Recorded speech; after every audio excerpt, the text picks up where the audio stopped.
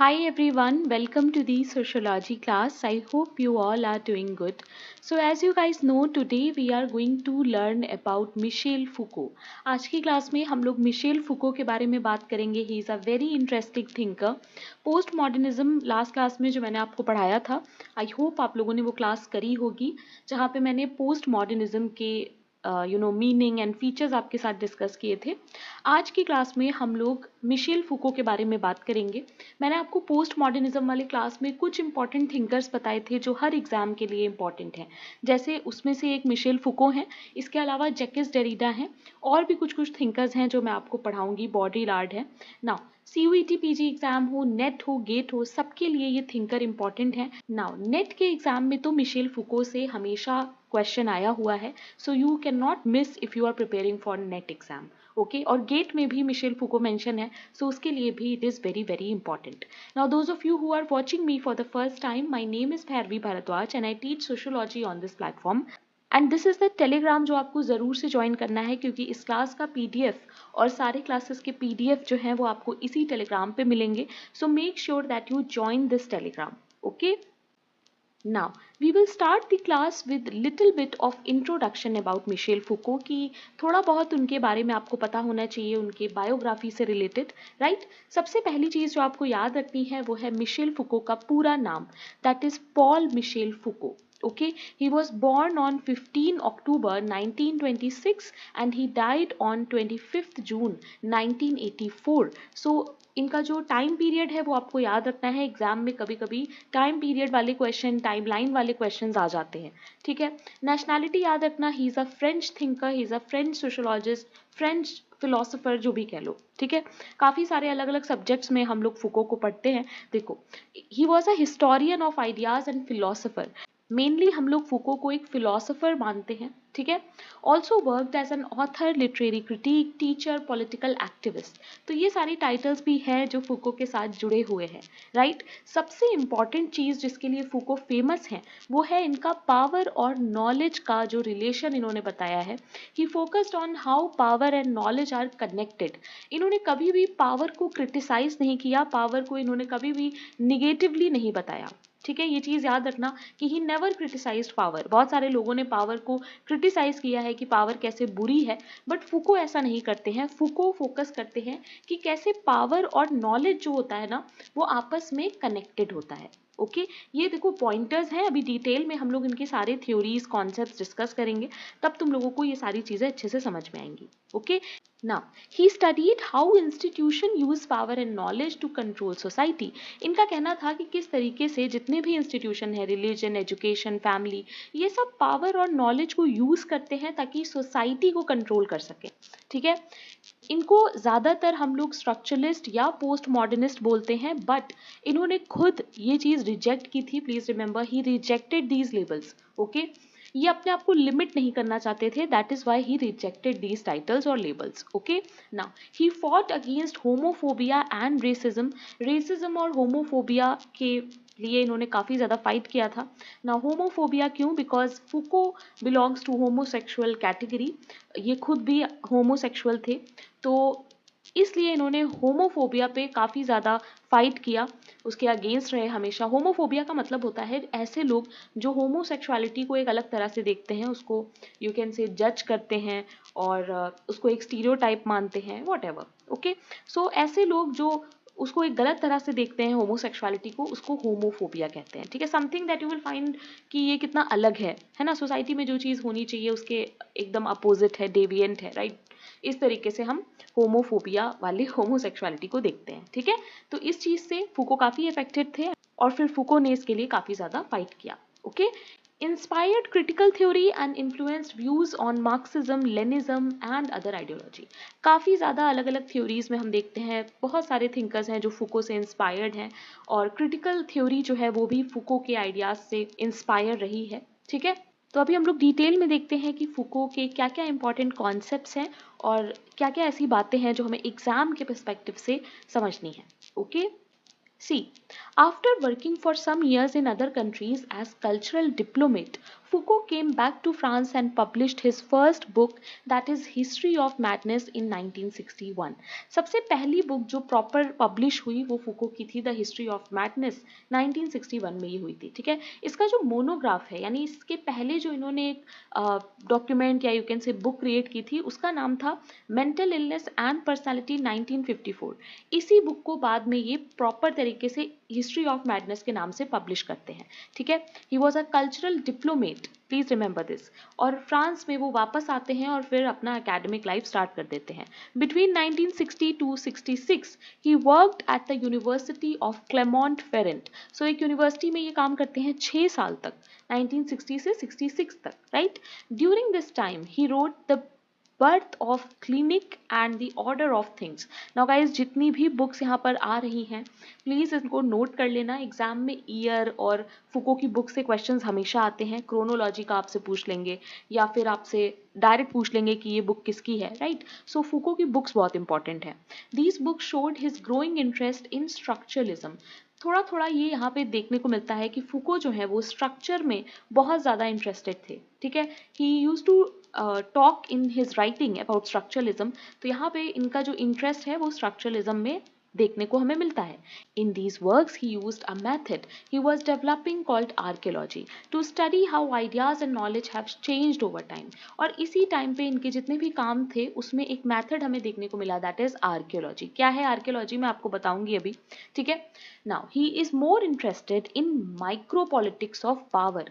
Power को ये हमेशा माइक्रो पॉलिटिक्स बोलते हैं। ठीक, अभी मैं आपको पढ़ाऊंगी बायोपॉलिटिक्स एंड बॉडी पॉलिटिक्स, तो वहाँ पे हम लोग इस चीज़ के बारे में बात करेंगे कि कैसे इन्होंने कहा कि जो पावर है ना वो छोटे से छोटे लेवल पे भी हमें देखने को मिलती है। ठीक है, ऐसा नहीं है कि सिर्फ बड़े लेवल पे ही पावर होती है। So micro politics of power पे इन्होंने बहुत फोकस किया था and he was very interested in power. Okay, Foucault focused more on how power works in small situations, everyday situation. Foucault का ऐसा कहना था, मतलब ऐसा फोकस था कि वो देखना चाहते थे कि पावर जो है वो छोटे और एवरीडे सिचुएशंस में कैसी है, जैसे स्कूल्स में, हॉस्पिटल्स में, प्रिजन्स में, ना कि सिर्फ बड़े बड़े पॉलिटिकल यूनिट्स में। ठीक है, he wanted to understand how power is present in daily life. ये देखना चाहते थे कि जो हमारी रोज की लाइफ होती है उसमें पावर कैसे प्रेजेंट है। ओके, सिर्फ गवर्नमेंट या सिर्फ क्लासेस के बीच में नहीं। सो ये चीज़ याद रखना आपको। देखो, किसी भी थिंकर को जब हम लोग पढ़ते हैं ना तो उसका जो थॉट प्रोसेस है वो समझना बहुत ज़रूरी है।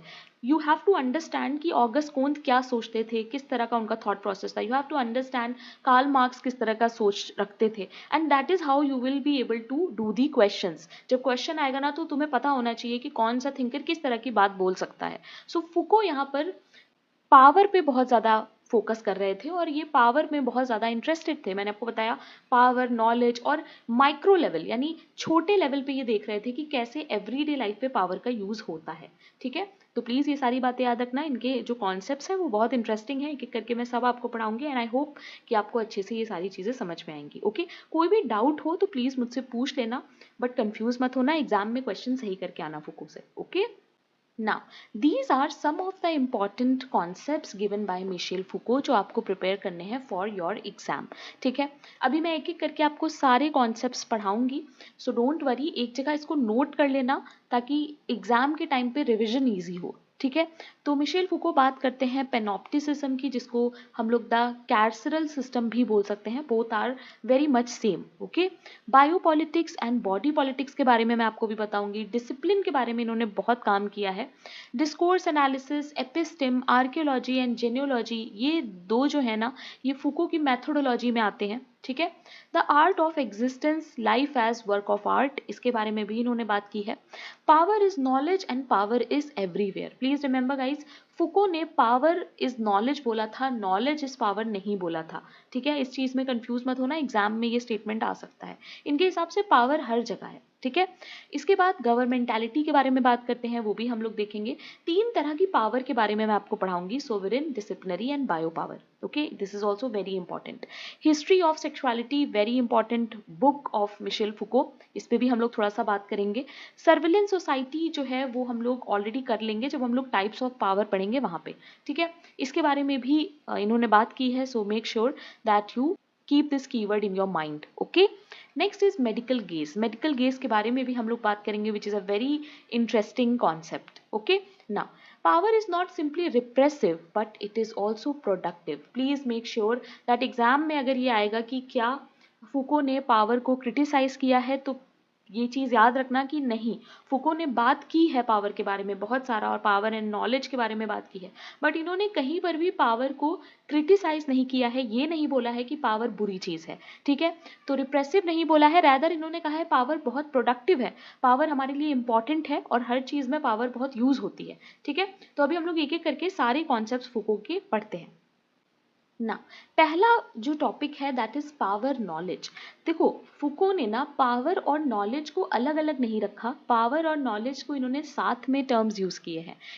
क्यों यूज किए हैं, क्या उसके पीछे थ्योरी है, अभी हम लोग देखते हैं. ठीक है, अब देखो, जैसे मैं हर क्लास में कहती हूँ, कुछ कॉन्सेप्ट्स होते हैं और कुछ होते हैं जो फैक्ट्स होते हैं, आपको याद करने होते हैं, तो दोनों का मैच करके ही पढ़ना है. ओके, देखो, Michel Foucault was one of the important thinkers who explain the idea of power. Power के बारे में उन्होंने काफी बात की है, मैंने कई बार बताया. He studied how power and knowledge are connected. इनका कहना था कि किस तरीके से, इन्होंने एक्चुअली इस पे स्टडी किया कि कैसे पावर एंड नॉलेज जो है वो आपस में कनेक्टेड है. At first he studied philosophy but he got disappointed with its abstract ideas and its belief in simple absolute truth, so he shifted to psychology and study of mental illness.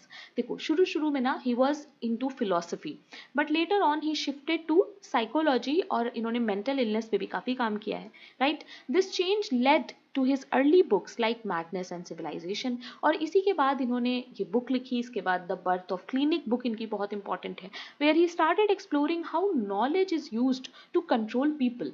ये देख रहे थे कि किस तरीके से जो भी हमारा सोसाइटी का बनाया हुआ नॉलेज है ना, वो लोगों को कंट्रोल कर रहा है. Okay, specially in places like hospitals, mental institution, है ना, हॉस्पिटल्स में, मेंटल इंस्टीट्यूशंस में कैसे इस नॉलेज के बेसिस पे हमें कंट्रोल किया जा रहा है. This also mark the beginning of his deep interest in how power works through knowledge. और इसी में इनको ये इंटरेस्ट आया और इन्होंने अपना काम शुरू कर दिया ये जानने में कि कैसे पावर जो है वो नॉलेज के साथ वर्क कर रहा है.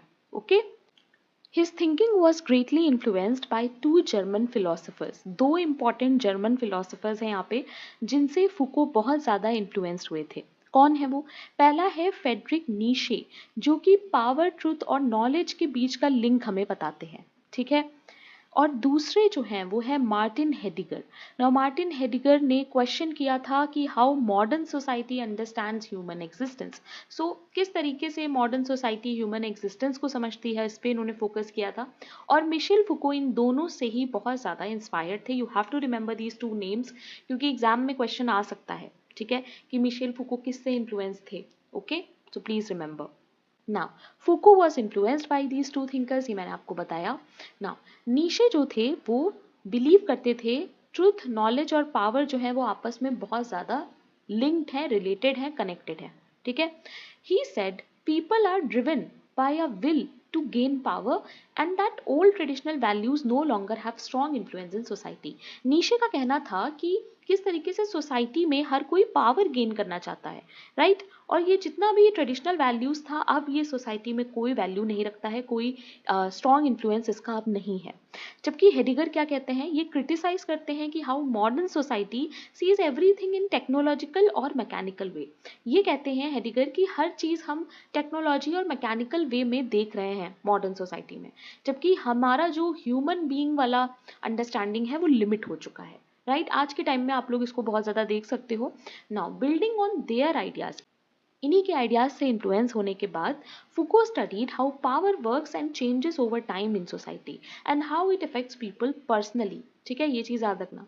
फुको ने इसके बाद जो स्टडी किया अपना वो था कि कैसे पावर काम करता है सोसाइटी में और कैसे टाइम टू टाइम चेंज हुआ है. He looked at how the rules of what counts as true और false have changed in different historical period.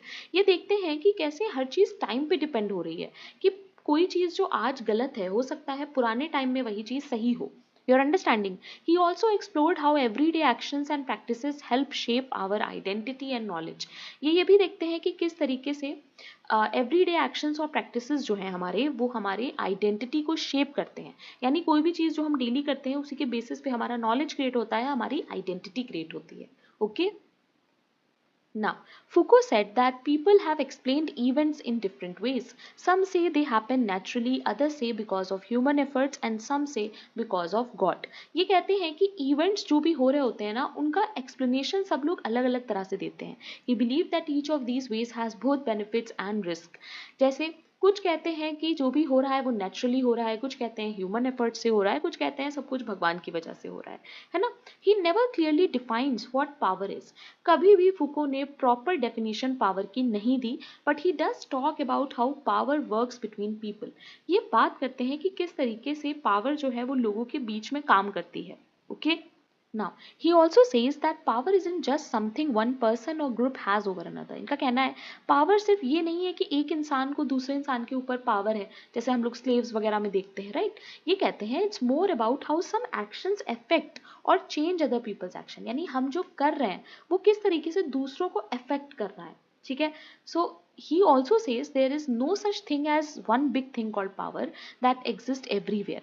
ये कहते हैं ऐसी कोई बहुत बड़ी सी चीज नहीं है कि पावर है वो सब जगह है। इंस्टेड पावर जो है वो स्मॉल वेज में भी हमें देखने को मिलता है, रिलेशनशिप्स में, सिचुएशन में, एंड जिसको ये कहते हैं micro politics of power, right?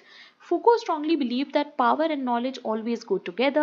Wherever power is being used, knowledge is also being created. ये कहते हैं कि पावर और नॉलेज जो है वो आपस में इतने लिंक्ड हैं कि जहाँ पे भी पावर का यूज हो रहा होगा वहां पर नॉलेज भी क्रिएट हो रही होगी। And wherever knowledge is created some kind of power is also there. So you have to remember this thing, exam में ये पूछी जा सकती है। Okay. Now, in his book Discipline and Punish, Foucault uses the example of prison.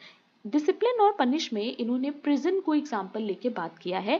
He shows that prisons are places where power is used to control people. Prison में क्या होता है कि जो पावर होती है वो लोगों को कंट्रोल करने के लिए होती है। They are also places where new knowledge about human behaviour, punishment and control was created, knowledge that help from modern subjects like psychology, criminology, sociology. ये ऐसी जगह है जहाँ पे हमें न्यू नॉलेज भी मिलती है ना। हमें ह्यूमन बिहेवियर के बारे में, पनिशमेंट के बारे में, कंट्रोल कैसे करना है, इन सब चीज़ों पे नॉलेज भी हमें यहाँ पे मिलती है। और साइकोलॉजी, क्रिमिनोलॉजी, सोशियोलॉजी, इन सब में ये सारी नॉलेज यूज होती है, ठीक है। At the same time these social sciences also help create and justify prison system. हम लोग ये भी देखते हैं कि कैसे प्रिजन सिस्टम को जस्टिफाई किया जाता है। So power and knowledge support each other. एक ऐसा नॉलेज बना दिया गया है कि अगर मान लो मैं अभी आपको यहाँ पे अपने घर में बंद कर लूँ, जेल में, जेल की तरह बिल्कुल, है ना, और मैं आपको खाना ना दूँ अच्छा और आपसे काम करवाऊँ, है ना, तो यहाँ पर बिकॉज मैं अपने घर में आपको बंद कर लूँगी तो ये क्या हो जाएगा, ये एक बहुत बुरा एक्ट हो जाएगा, सोसाइटी शायद मुझे इसके लिए पनिश करे, है ना। बट यही चीज़ अगर मैं एक जेल में कर रही हूँ किसी के साथ, तो उसके जस्टिफिकेशन है हमारे पास, क्योंकि उसके लिए नॉलेज जो है वो ऑलरेडी क्रिएट किया जा चुका है कि प्रिजन में यही चीज होती है और किस तरह से होती है, कैसे स्ट्रक्चर वे में होती है। Your understanding. So knowledge is there. यहाँ पर फूको का यही कहना है कि कैसे पावर और नॉलेज जो है वो साथ में होता है हमेशा। Okay, Foucault also criticizes the idea that scientists or experts can be completely neutral or objective.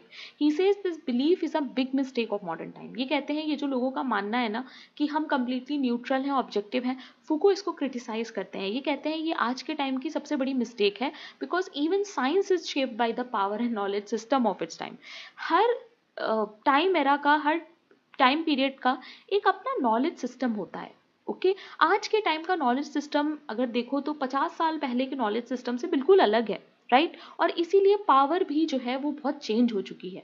Okay, now Foucault believed that power and knowledge are so closely linked that you can't really talk about one without the other. ये कहते हैं कि ये इतना ज़्यादा linked है आपस में कि हम अगर पावर की बात करेंगे तो हमें नॉलेज की बात करनी ही पड़ेगी। So instead of treating them as two separate things, इसीलिए इन्होंने इसको कंबाइन कर दिया, पावर नॉलेज, इस तरीके से, ठीक है। मतलब क्या है इसका, every use of power produces knowledge. जब भी हम पावर को यूज करते हैं ना तो हमारा कुछ ना कुछ नॉलेज क्रिएट होता है, और all knowledge involve some form of power, और जितना भी नॉलेज है वो कहीं ना किसी फॉर्म में पावर भी प्रोवाइड करता है. So both are highly linked, that is what Foucault said. ये चीज आपको याद रखनी है. ओके. नाउ एग्जाम्पल में देखो, when schools, hospital, prison create knowledge about people, they are also controlling those people in some way. आपने देखा होगा स्कूल वगैरह में, हॉस्पिटल्स में कितना नॉलेज होता है, बट कहीं ना कहीं वो लोग हमें कंट्रोल भी कर रहे होते हैं, right. And when people are controlled, new knowledge is also being created. तो जब दूसरे हमें कंट्रोल करते हैं तो क्या होता है, नई तरह की नॉलेज भी क्रिएट होती है कि कैसे हमें कंट्रोल किया जा रहा है ना. Now, Foucault's idea of power knowledge helps us see how deeply power is involved in the things we often think of neutral and scientific. ये कहते हैं ऐसी सारी चीजें जिसको हम लोग न्यूट्रल मानते हैं, साइंटिफिक मानते हैं, कैसे उसमें भी डीपली पावर है, उस चीज को हम फुको के पावर नॉलेज आइडिया से समझ सकते हैं. Okay. Now there are 3 types of power जिसके बारे में फुको बात करते हैं. Sovereign power, disciplinary power and bio power. 3 तरह की इंपॉर्टेंट पावर्स हैं. सबसे पहले तो आपको इसका नाम याद रखना है, बिकॉज एग्जाम में यह आता है. ठीक है. सोवरेन पावर क्या होती है? ऐसी पावर जो ट्रेडिशनल फॉर्म में होती थी, जैसे किंग्स के पास होती थी, रूलर्स के पास होती थी, राइट. Sovereign power. दूसरा टाइप ऑफ पावर है डिसिप्लिनरी पावर. ये एक ऐसा पावर है जो रिलेटेड है रूल्स और डिसिप्लिन से. यानी जैसे क्लासरूम में अगर आप डिसिप्लिन नहीं रहोगे तो आपको पनिशमेंट दे दी जाएगी, क्योंकि टीचर जो है वो आपको देख रहा होता है हर समय, राइट. सो यहाँ पर क्या होता है कि आपको डिसिप्लिन रहना होगा, आपको ऐसा ट्रेन किया जाता है ताकि आप ठीक से रहें, because there is a some kind of power. Okay. ना बायो पावर क्या होता है? Power that focuses on managing people's body, health and life. हमारी बॉडी से रिलेटेड जो पावर होती है, जैसे कोई वैक्सीन लगाना है ना, या फिर हेल्थ से रिलेटेड, ये सारा बायो पावर में आता है. बायोलॉजी से रिलेटेड, अगर इजी लैंग्वेज में समझो तो, ठीक है. इन तीनों को कहा जाता है फुकोस ट्राइंगल. ठीक है. प्लीज रिमेंबर, एग्जाम में क्वेश्चन आता है ना. अब एक एक करके थोड़ा सा डिटेल में जाते हैं और कुछ इंपॉर्टेंट फीचर्स पे बात करते हैं. सो अगर सोवरेन पावर की हम लोग बात करें तो ये ट्रेडिशनल रूल में होता है, किंग्स, मोनार्क, रूलर्स, राइट. यहाँ पर फोर्स और वॉयलेंस देखने को हमें मिलता है. यानी जो पावर एक्सेस की जाएगी उसमें फोर्स होगा, वॉयलेंस होगी, आपको मारा जाएगा, डराया जाएगा, है ना. Police, military, public punishments, law, order, ये सब सोवरेन पावर का पार्ट है. टू पनिश और kill, show who is in charge. यानी जो आप, कोई भी एक ऐसा होगा जो आपको पनिशमेंट दे सकता है ना. या जैसे अगर किंग वगैरह होते थे तो वो आपको मार भी सकते हैं.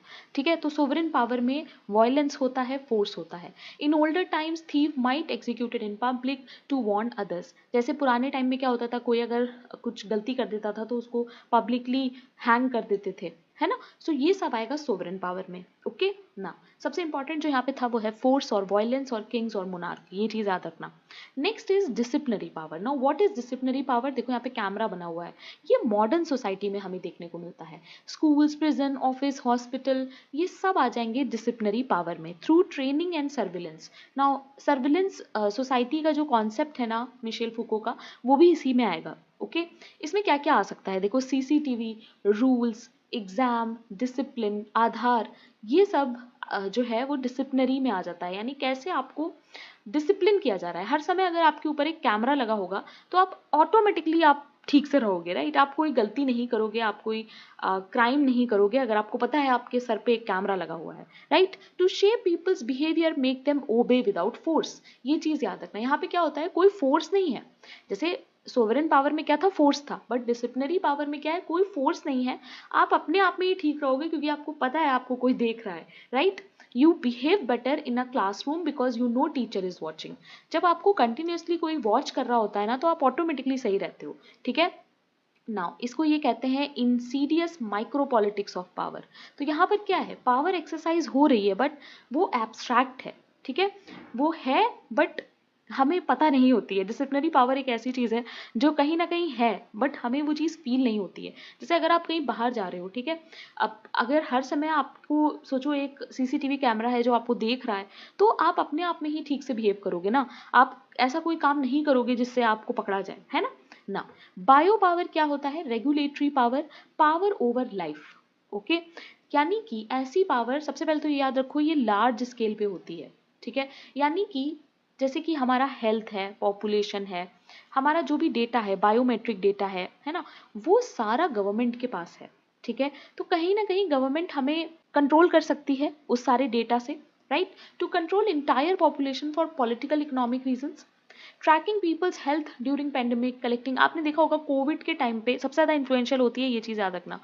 आप लोगों ने देखा होगा कि अभी कोविड के टाइम से कितना ज़्यादा ये हो रहा था कि लोगों को पता चला जा रहा था कि किसके कोविड है किसके नहीं है ना।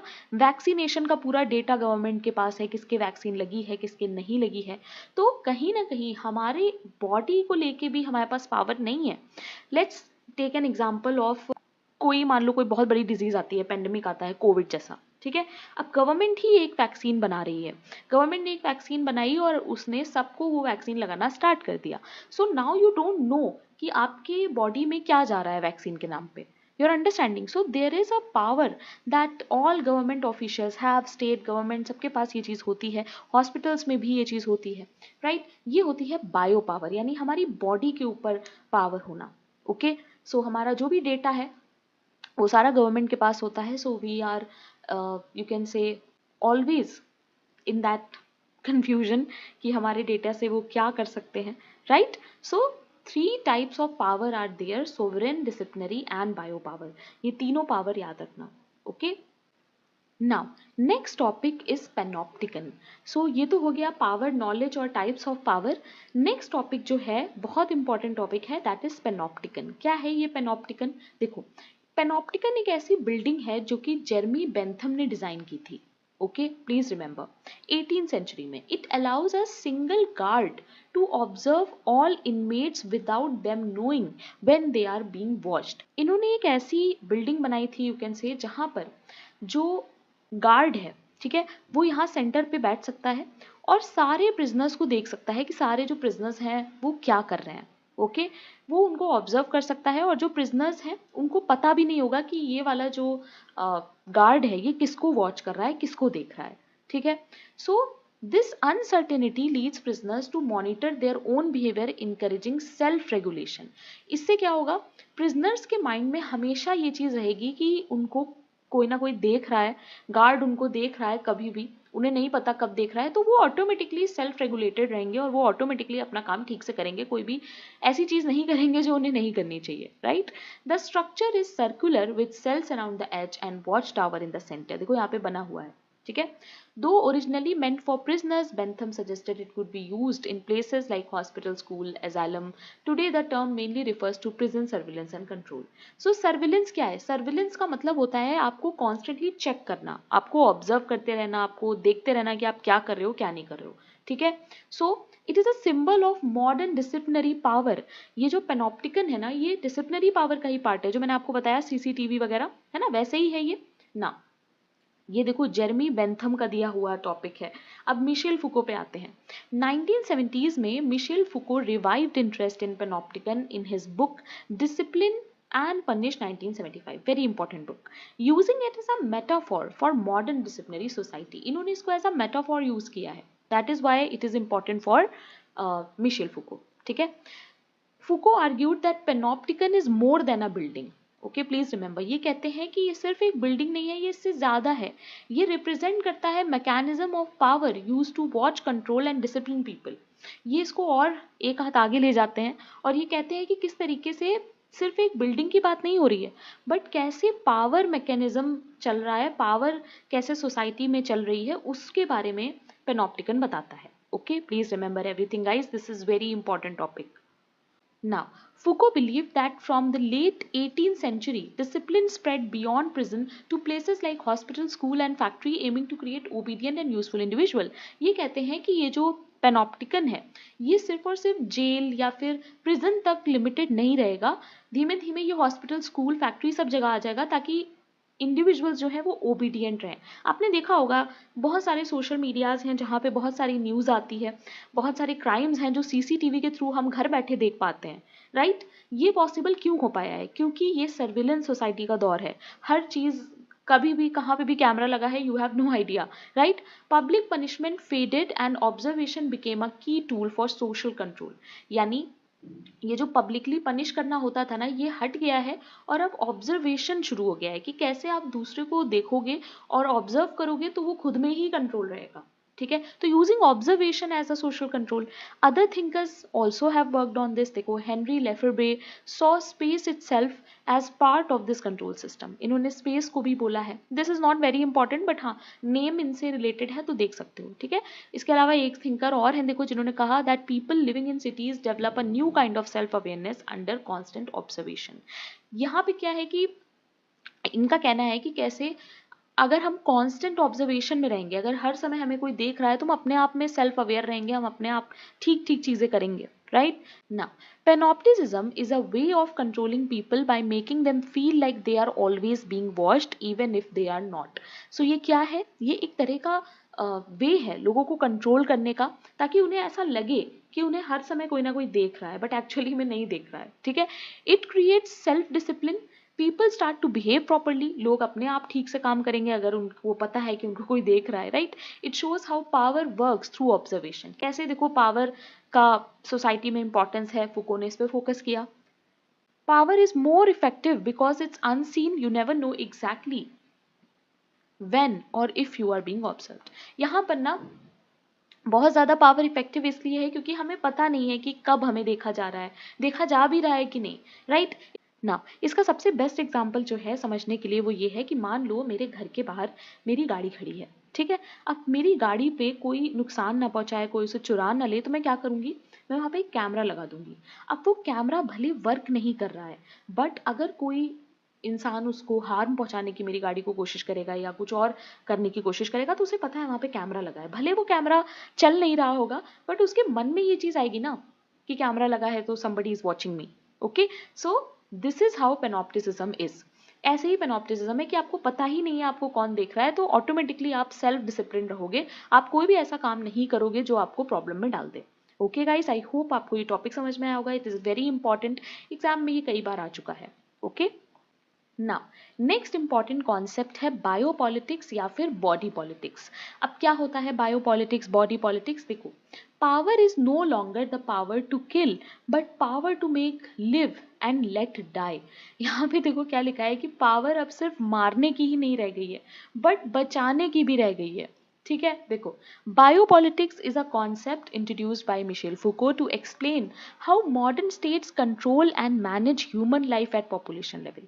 यानी अब गवर्नमेंट के पास, मॉडर्न स्टेट्स के पास ये पावर है कि वो हमारी लाइफ को भी मैनेज कर पा रहे हैं, ठीक है। ये मैक्रो लेवल पे होता है, इनविजिबल होता है, होल सोसाइटी की बात इसमें होती है। It is a form of power that focuses on regulating life, health and bodies of individual and population. जब भी गवर्नमेंट कुछ ऐसा करती है जो सबकी लाइफ से रिलेटेड हो, सबकी हेल्थ से रिलेटेड हो, वो सब आएगा बायोपॉलिटिक्स में, ठीक है। हमारी बॉडी के साथ कुछ भी करना, जैसे यहाँ पे देखो ये इसको इस बॉडी में वैक्सीन डाल रहे हैं, अब इस वैक्सीन में क्या है, इसके क्या प्रॉब्लम हो सकते हैं या इसमें क्या मिला है, we don't know, you're understanding। Unlike older forms of power like sovereign which was about taking life, biopolitics is about managing life। so यहाँ पर ये वैक्सीन क्यों दे रहे हैं, ताकि मेरी मेरी जो लाइफ है वो बेटर हो सके, है ना, कोई भी जो डिजीज है, पेंडेमिक है, उससे मैं बच सकूं, है ना। सो सोवरेन पावर में क्या था, आपकी लाइफ ली जा रही थी, बट बायोपॉलिटिक्स में या बायो पावर में क्या होता है कि आपकी लाइफ जो है बचाई जा रही होती है, ठीक है। बट पावर तब भी यहाँ पे यूज हो रही है। How it is done, data collect कर लेंगे, आधार, सेंसस, हेल्थ रिकॉर्ड, है ना, सारी इंफॉर्मेशन आपकी गवर्नमेंट के पास है, पब्लिक हेल्थ मेजर्स हैं, वैक्सीन है, हाइजीन है, सर्विलेंस मेथड भी है, राइट ना। ये तो हो गया बायो पॉलिटिक्स। अब देखते हैं कि बॉडी पॉलिटिक्स क्या होती है। देखो body politics refers to how individual human bodies are governed, like how people are expected to behave, dress, move and even look. यानी आपके बॉडी से रिलेटेड जब देखा जाए कि कैसे आपको बिहेव करना है, आपको गवर्न करने की कोशिश की जाए ना। देखो power enters our life through discipline. आपने देखा होगा जब कोई इंसान स्कूल में होता है तो उसको एक यूनिफॉर्म पहननी पड़ती है ना, और हॉस्पिटल में होते हो तो वहां पे भी एक यूनिफॉर्म पहननी पड़ती है। तो यानी एक इंसान को लेके और उसका जितना भी रूल्स एंड रेगुलेशन है वो माने, जो आप बोलोगे वो उसको पहनना पड़ेगा, है ना। उससे एक्सपेक्ट करना कि वो कैसे बिहेव करे, कैसे चले, कैसे ड्रेस करे, तो ये सब आ जाएगा बॉडी पॉलिटिक्स में। क्योंकि यहाँ पे क्या किया जा रहा है, यहाँ पे आपके बॉडी को यूज किया जा रहा है, आपके बॉडी पे फोकस किया जा रहा है, डिसिप्लिन किया जा रहा है, ठीक है। हॉस्पिटल्स में होता है, प्रिजन्स में होता है, वर्क प्लेसेस में भी होता है। ये माइक्रो लेवल है, please remember. Body politics micro level होता है और बायो पॉलिटिक्स जो है वो मैक्रो लेवल होता है, ये चीज याद रखना, okay. Now next concept is of medical gauge. So medical gauge क्या होता है? The birth of the clinic and archaeology of medical perception 1963.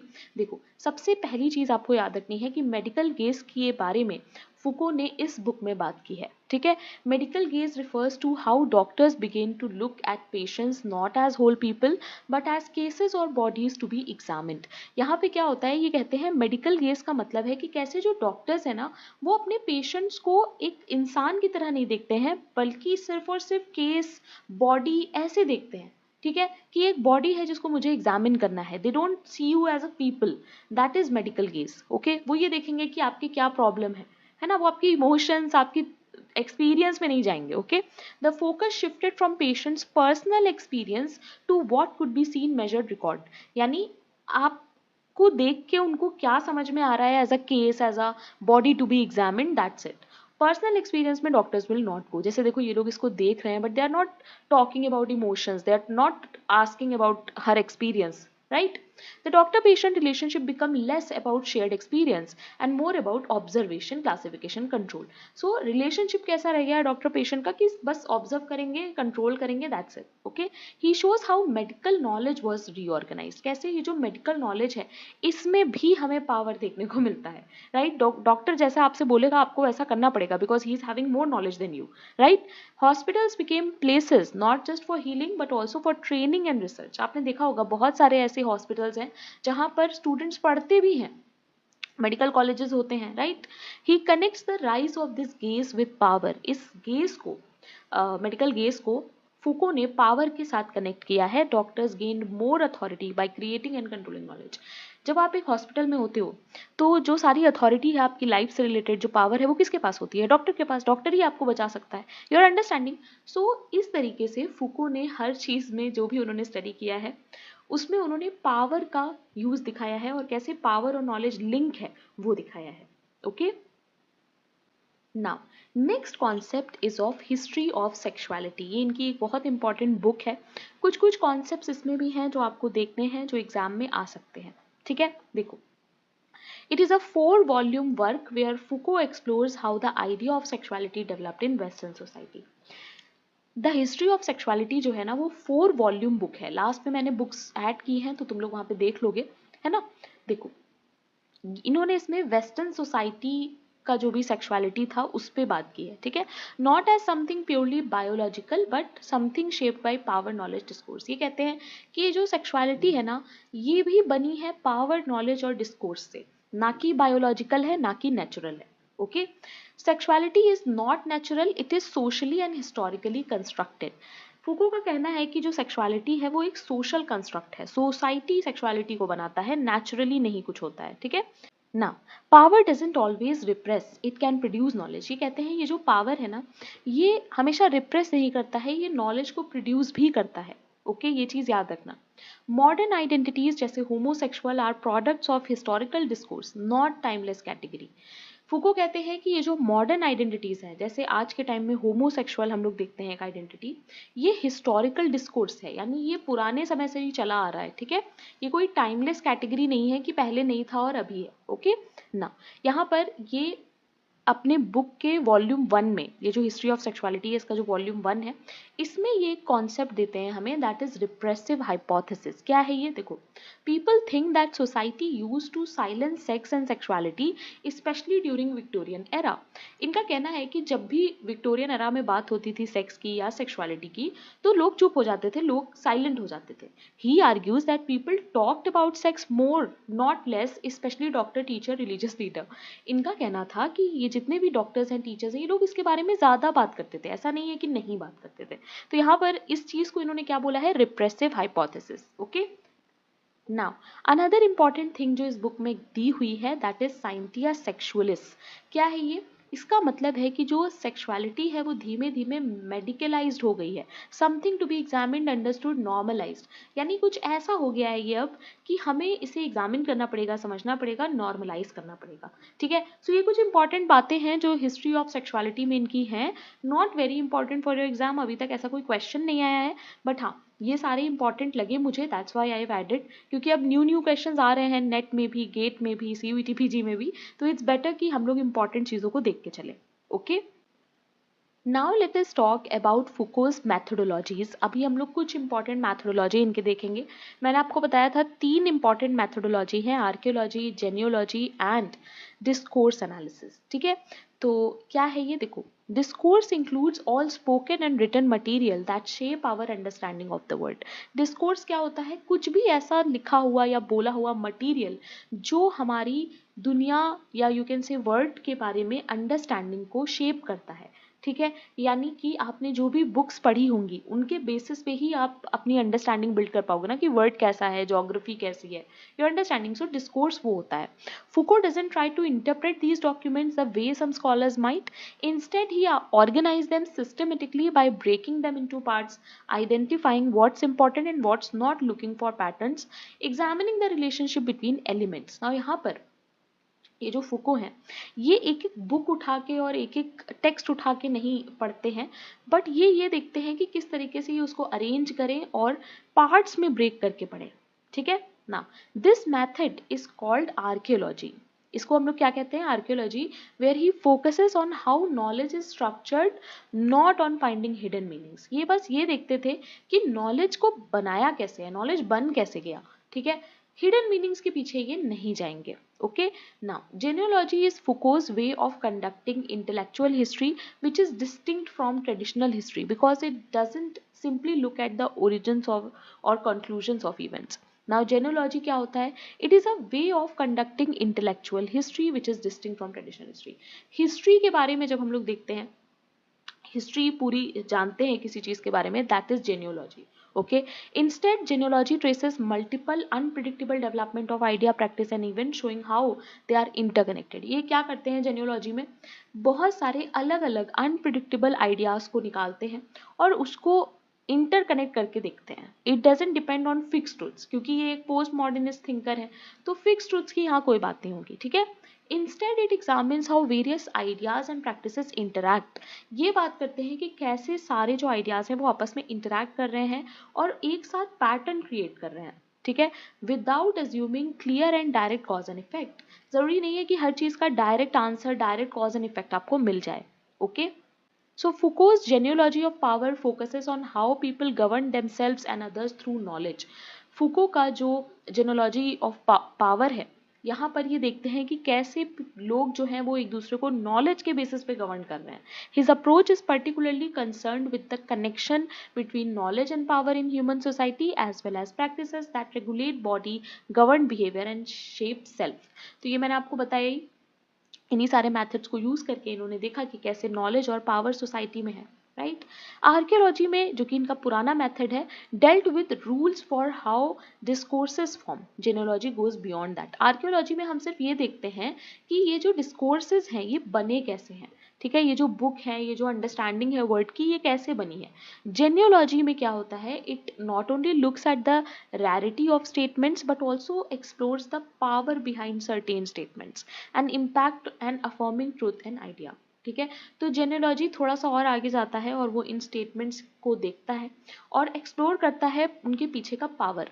Okay, in works like madness and civilisation, Foucault applies archaeology to the history of psychiatry, analyzing how knowledge within this field was constructed and how it shaped societal norms and treatment of mentally ill.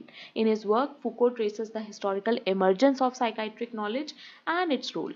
तो यहाँ पर ये अपनी जो book है madness and civilisation, उसमें psychiatry पे study करते हैं और ये आर्कियोलॉजी को यूज करते हैं, जेनोलॉजी को यूज करते हैं। Please remember all these things. Now, Foucault also talks about governmentality, which is art of government. This is very easy. यहाँ पर ये बात करते हैं कि कैसे सोसाइटी को गवर्न करना चाहिए।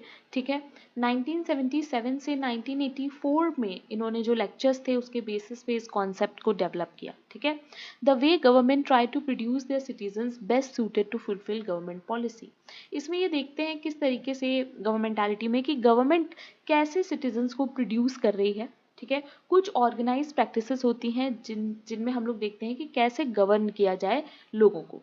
अब यहाँ पर आर्ट ऑफ गवर्नमेंट कह सकते हैं या हाउ ऑफ गवर्निंग, यानी कैसे गवर्न करना है, कुछ टेक्निक्स एंड स्ट्रैटेजीज और वे ऑफ गवर्निंग। ठीक है, अब देखो यहाँ पर एक जोक जैसा ऐड भी है कि I can't explain what governmentality means, यानी ज़्यादा काम गवर्नमेंटालिटी पे नहीं है, थोड़ा ही है कि this is art of government, that's it. Okay, अभी तक ऐसा कोई क्वेश्चन नहीं आया इसलिए it is not very important.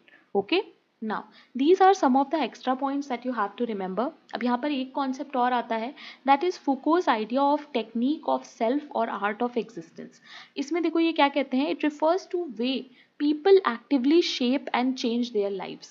These are practices where individual not only decide how to behave but also work on transforming themselves। यानी आप अपनी लाइफ में ना किस तरीके से आप अपनी लाइफ को जी रहे हो, क्या क्या चीज़ें आप अपनी लाइफ में कर रहे हो, that is your technique of the self, जिसको कि फुको ने बोला है। Okay, the goal is to make their life like a work of art. जैसे आप लोग एक आर्ट बनाते हो ना, एक पेंटिंग बनाते हो, ये कहते हैं वैसे ही हमें अपनी लाइफ को बनाना चाहिए। Foucault believes that people can craft their lives as an artist. देखो कितनी अच्छी बात बोली इन्होंने। इन्होंने कहा जैसे आर्टिस्ट अपना एक पीस ऑफ आर्ट क्रिएट करता है ना, हमें भी अपनी लाइफ को वैसे ही क्रिएट करना चाहिए। ठीक है, इन्होंने इस बारे में बात की है अपनी बुक में, that is use of pleasure. Okay, looking at how people shape their lives specially around pleasure, moral ethics. लोग कैसे अपनी लाइफ क्रिएट करते हैं इन सब चीज़ों के अराउंड, इसके बारे में इन्होंने बात की है। ओके, इट इज़ इंपॉर्टेंट, अभी तक एग्जाम में नहीं आया बट कुछ एक्स्ट्रा था। Okay, now this is very important, जहां पर फुको का जो पावर का कॉन्सेप्ट है उसके कुछ की पॉइंट्स हैं। देखो, power as relation, power is dynamic relationship not a thing, please remember. ये कहते हैं पावर हमेशा रिलेशन में ही हम देख सकते हैं। ओके, पावर कोई एक थिंग नहीं है।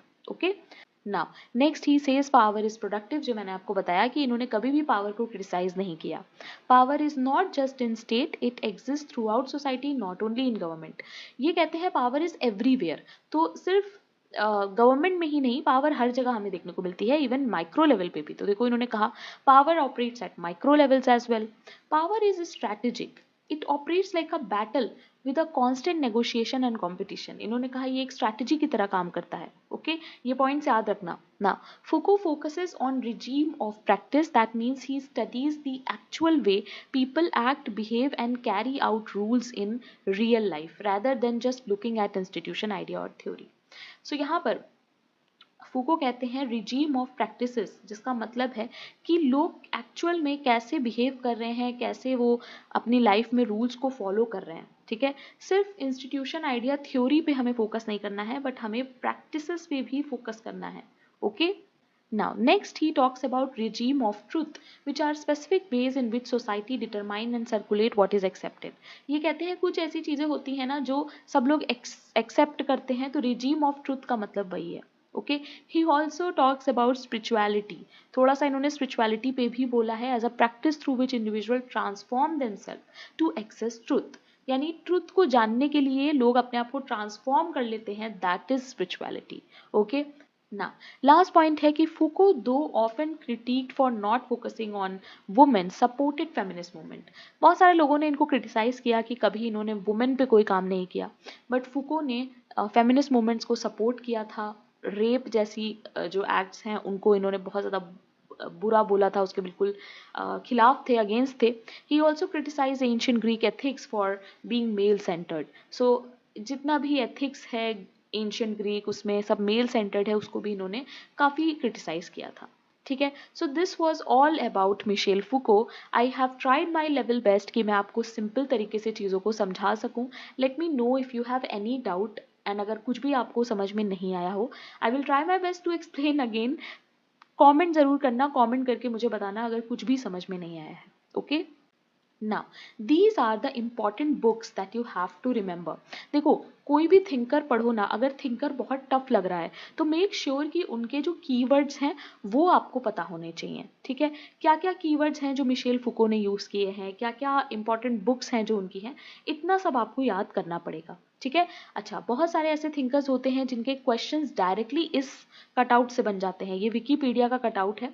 अब देखो यहाँ पर जितने भी नोटेबल आइडियाज़ हैं ये सब कीवर्ड्स हैं actually, and you have to remember these keywords. Okay, आपको ये चीज़ याद रखना है कि इन सब कीवर्ड्स में फुको ही आएगा। Okay, so please make sure कि आप इसको कहीं पे नोट डाउन कर लो, इनकेस कोई एग्जाम में क्वेश्चन आता है तो गलत नहीं होना चाहिए। Okay, So that's it for today, guys. I hope you like today's class. Don't forget to subscribe if you're a sociology student, and let me know in the comment section अगर कोई भी doubt होता है तो. Okay? मैंने class को काफ़ी easy रखा है बिकॉज आई वांट कि जो लोग CUET PG की प्रिपरेशन कर रहे हैं वो भी चीज़ों को समझ सकें. अगर क्वेश्चन हार्ड लैंग्वेज में भी आएगा फिर भी आपको मीनिंग एंड कहानी तो पता होनी ही चाहिए, तभी आप क्वेश्चन को कर पाओगे.